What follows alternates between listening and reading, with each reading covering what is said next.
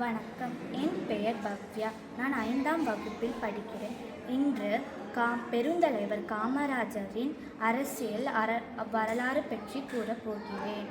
காமராஜர் அவர்கள் 1903ஆம் ஆண்டு ஜூலை 15ஆம் தேதி விருதுநகரில் பிறந்தார்.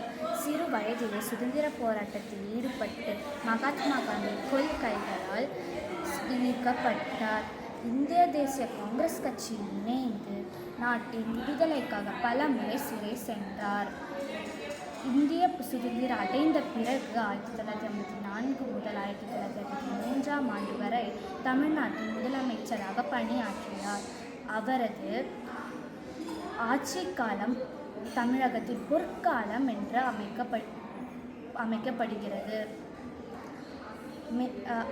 கல்வி வளர்ச்சிக்காக ஆயிரக்கணக்கான புதிய பள்ளிகளை தொடங்கினார்.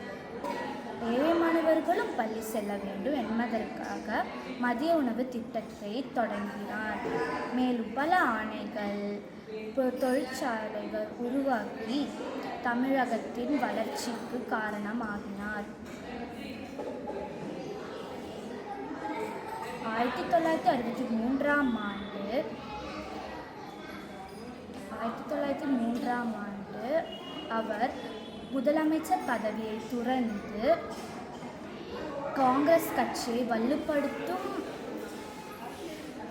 காமராஜ் திட்டத்தை அறிமுகப்படுத்தினார். பின்னர் அகில இந்திய காங்கிரஸ் கட்சியின் தலைவராக இருந்து நாட்டின் அரசியல் முக்கிய பங்கு வகித்தார்.